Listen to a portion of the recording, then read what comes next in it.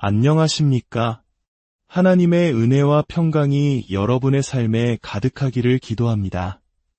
우리는 종종 신앙생활을 하면서 어떻게 하면 하나님께 더 가까이 나아갈 수 있을까? 어떻게 하면 진정한 예배를 드릴 수 있을까 고민하곤 합니다. 오늘 우리가 함께 떠날 여정은 그 해답의 실마리를 제공해줄 아주 특별한 이야기입니다. 이 말씀을 듣기 전에 만약 이 은혜로운 여정이 여러분의 마음에 감동을 준다면 구독과 좋아요를 통해 더 많은 분들이 이 축복을 함께 나눌 수 있도록 도와주시길 부탁드립니다. 여러분의 작은 동참이 하나님의 말씀을 전하는 귀한 통로가 될 것입니다. 주님의 이름으로 여러분의 가정과 삶에 평안이 깃들기를 축복합니다. 자, 이제 시작하겠습니다. 오늘 우리가 나눌 주제는 바로 찬양을 위한 준비입니다. 많은 성도님들이 하나님께 무언가를 원할 때 그저 찬양의 버튼만 누르면 모든 것이 해결될 것이라 생각하는 경향이 있습니다.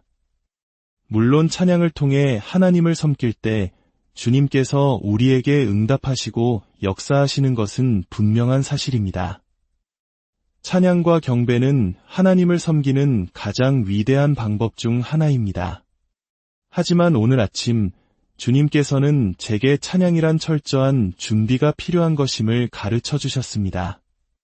이것은 단순히 교회에 올 때 경건한 표정을 짓거나 기도할 때 거룩한 목소리를 내는 것과 같은 외적인 변화를 의미하는 것이 아닙니다. 우리의 신앙은 일주일에 한두 시간만 켜고 끄는 스위치가 아닙니다. 그것은 24시간 내내 계속되는 삶 그 자체여야 합니다. 오늘 저는 여러분과 함께 구약시대의 성막을 통해 하나님께 나아가는 길을 탐험해 보고자 합니다. 아마 많은 분들에게 성막이라는 단어는 생소할 수 있습니다. 성막이 무엇인지, 그 크기나 모양, 그 안에 어떤 기구들이 있었는지 잘 모르실 수도 있습니다. 하지만 괜찮습니다. 오늘 이 시간을 통해 우리는 하나님께서 직접 설계하신 그분의 집으로 함께 들어가 볼 것입니다. 많은 설교자들이 하나님께서 이스라엘 백성을 이집트에서 이끌어내신 이유가 가나안 땅으로 인도하시기 위함이었다고 말합니다. 나오게 하신 것은 들어가게 하기 위함이다. 이 말은 사실입니다. 하지만 오늘 주님께서는 제게 그것이 하나님의 첫 번째 목적은 아니었다고 말씀해 주셨습니다. 출애굽기 19장에서 하나님께서는 시내산에 강림하시어 이스라엘 백성에게 언약을 주시기 전 이렇게 말씀하셨습니다. 내가 너희를 독수리 날개로 어번에게로 인도하였느니라. 바로 이것입니다. 약속의 땅, 가나안은 두 번째 목표였습니다. 하나님의 첫 번째, 가장 중요한 목적은 우리를 다른 어떤 것이 아닌 바로 하나님 자신에게로 이끄시는 것이었습니다. 오늘날 수많은 성도들이 하나님의 축복과 능력, 기적을 구하지만 정작 하나님 자신을 구하는 데에는 소홀할 때가 많습니다. 하나님은 말씀하십니다. 내가 너를 축복으로, 치유로, 승리로 이끄는 것이 아니다. 내가 너를 초자연적인 존재로 만들려는 것이 아니다. 나는 너를 바로 나 자신에게로 이끌고 있다. 만약 우리가 이것을 놓친다면 우리는 우리 삶을 향한 하나님의 가장 근본적인 목적을 놓치게 되는 것입니다. 그리고 하나님께서는 우리를 자신에게로 이끄신 후 우리 가운데 거하기를 원하셨습니다. 그분의 백성 가운데 거처를 정하고 함께 교제하며 살아가기를 원하셨습니다. 하나님께서 우리와 함께 거하시기 위해서는 수많은 조건들이 충족되어야 했습니다. 그래서 하나님께서는 모세에게 성막의 설계도를 주셨습니다. 성막에 대한 설명은 성경의 약 16장에 걸쳐 매우 상세하고 정교하게 기록되어 있습니다. 이는 성막이 결코 중요하지 않은 주제가 아님을 증명합니다. 성막은 삼중 구조로 되어 있습니다.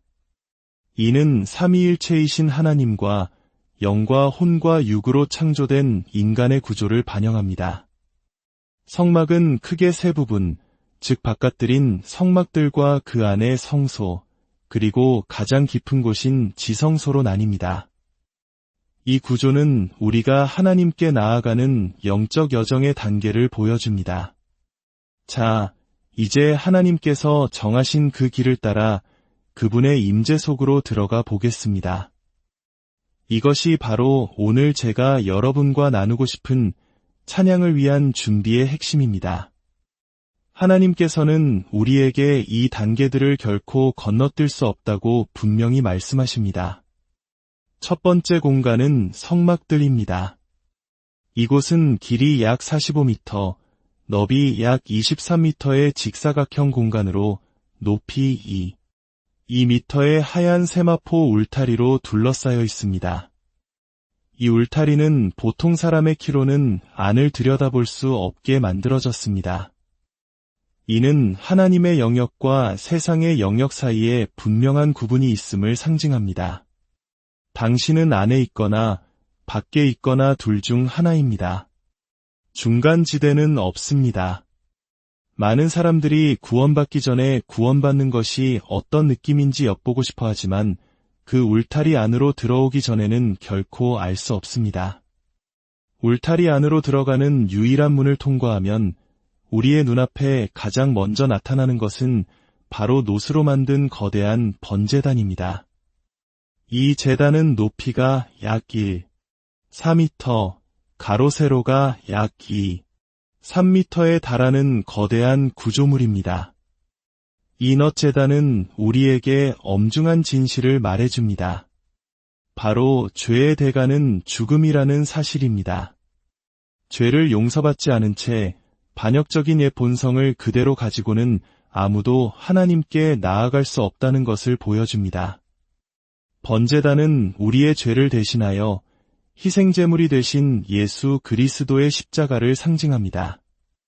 우리는 이 제단을 결코 우회할 수 없습니다. 예수 그리스도께서 나의 죄를 위해 죽으셨고 나의 죄책감과 정죄가 그분께 지워졌으며 나의 옛사람이 그분과 함께 십자가에 못 박혔다는 사실을 인정하고 받아들일 때 비로소 우리는 다음 단계로 나아갈 수 있습니다.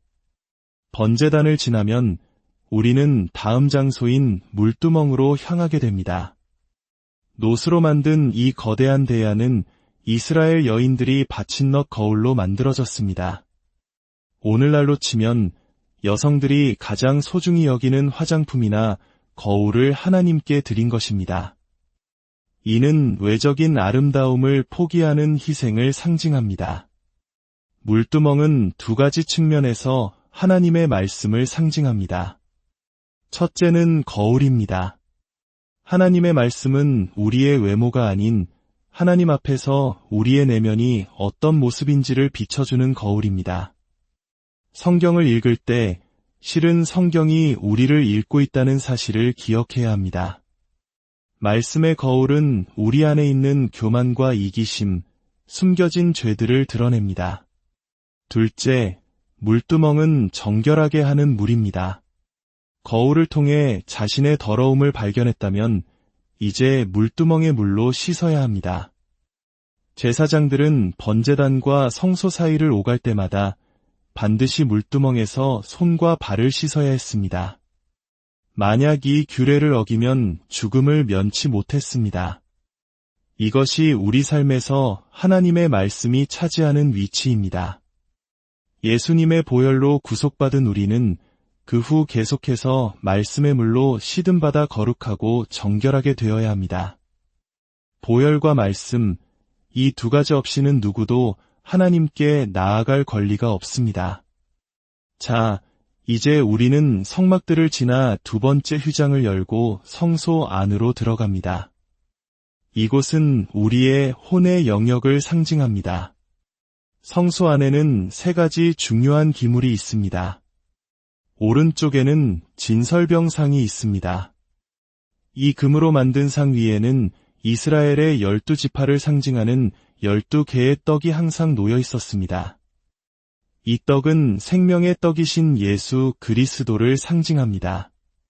그 맞은편에는 7가지를 가진 황금 등잔대가 있습니다.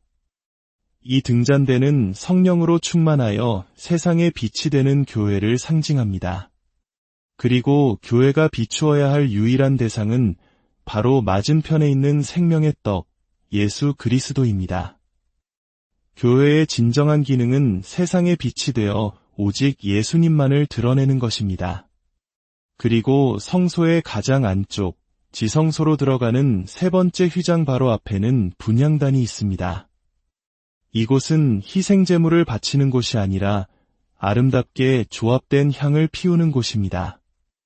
이 향은 바로 성도들의 찬양과 기도를 상징합니다. 지성소로 들어가는 길은 희생제물의 피와 더불어 이 찬양과 기도의 향과 함께 열립니다. 여기서 우리는 하나님께 나아가는 데 있어 찬양과 경배가 얼마나 필수적인지 깨닫게 됩니다. 찬양 없이는 하나님의 임재 속으로 더 깊이 들어갈 수 없습니다. 드디어 우리는 마지막 휘장을 지나 가장 거룩한 곳, 지성소에 이릅니다. 이곳은 우리의 영의 영역이며 하나님과의 직접적인 만남이 이루어지는 곳입니다. 하나님께 가까이 갈수록 길은 더 좁아지고 선택지는 줄어듭니다. 결국 모든 것이 단 하나, 바로 하나님 자신에게로 집중됩니다. 지성소 안에는 단 하나의 기물, 바로 언약궤가 있습니다. 언약궤는 언제나 예수 그리스도를 예표합니다. 언약궤는 썩지 않는 아카시아 나무로 만들어지고 순금으로 덮여 있는데 이는 완전한 인성과 완전한 신성을 지니신 예수 그리스도를 상징합니다. 언약궤 안에는 세 가지 물건이 있었습니다. 하나님의 율법이 새겨진 두 돌판, 싹이 난 아론의 지팡이, 그리고 만나를 담은 금 항아리입니다. 그리고 언약궤의 뚜껑을 속죄소 또는 시은자라고 부릅니다. 은혜의 자리라는 뜻입니다. 하나님의 긍휼은 오직 언약궤, 즉 예수 그리스도 안에 있는 자에게만 부어집니다. 그리스도 밖에는 은혜의 자리가 없습니다. 속죄소 양쪽 끝에는 금을 두드려 만든 두 그룹, 즉 천사가 서로를 마주보며 날개로 속죄소를 덮고 있습니다. 그룹은 예배를 상징하는 천상의 존재입니다. 대제사장은 1년에 단 한 번 대속죄일의 번제단에서 흘린 희생제물의 피를 가지고 이 속죄소 위에 뿌렸습니다. 그리고 바로 그 순간 가장 놀라운 일이 일어납니다. 지성소 안에는 어떠한 자연적인 빛도 등잔대의 빛도 없었습니다. 오직 어둠만이 가득한 그곳에 대제사장이 피를 뿌리고 향을 피울 때 그룹들의 날개 사이 피 뿌려진 속죄소 위에 하나님의 영광스러운 임재, 세키나의 영광이 구름처럼 임했습니다. 그곳은 하나님의 임재의 빛으로 환하게 밝혀졌습니다. 사랑하는 성도 여러분, 이것이 바로 하나님께서 오늘날 예수 그리스도를 믿는 모든 성도에게 주시는 초대장입니다. 내가 속죄소이 두 그룹 사이에서 너와 만나고 내게 말하리라. 우리의 최종 목적지는 바로 이곳입니다. 하지만 수많은 그리스도인들이 이 지성소에 이르지 못하고 중간에 길을 잃거나 멈춰섭니다. 그들은 준비의 과정을 건너뛰려 하기 때문입니다. 진정한 찬양과 경배는 이 모든 준비의 단계를 거쳐야만 합니다. 먼저 세상과 구별된 울타리 안으로 들어와야 합니다. 그리고 번제단 앞에서 예수 그리스도의 십자가 공로를 의지하여 죄 사함을 받아야 합니다. 그 후 물두멍의 말씀으로 매일 자신을 씻어 정결케 해야 합니다. 그런 다음 성소로 들어가 성령의 조명하심을 통해 생명의 떡이신 예수님을 깨닫고 그분을 높여야 합니다. 그리고 우리의 삶이 기도의 향으로 가득 찰 때 비로소 우리는 지성소로 들어가는 문 앞에 서게 됩니다. 그곳에서 우리는 하나님의 거룩하심 앞에 엎드려 경배하고 그분과의 깊은 교제 속으로 들어갑니다. 그분께서 주시는 하늘의 만나를 먹고 하나님께서 인정하시는 권위의 지팡이를 받게 됩니다. 이것이 바로 찬양을 위한 준비 과정이며 하나님께 나아가는 유일한 길입니다. 우리는 이 중 단 한 단계도 건너뛸 수 없습니다. 오늘 우리가 함께 나눈 이 성막의 여정이 여러분 각자의 삶 속에서 단지 지식으로만 머무는 것이 아니라 매일의 삶에서 실제로 하나님을 더 깊이 만나고 그분의 임재 안으로 들어가는 축복의 통로가 되기를 소망합니다. 주 예수 그리스도의 이름으로 여러분을 축복합니다.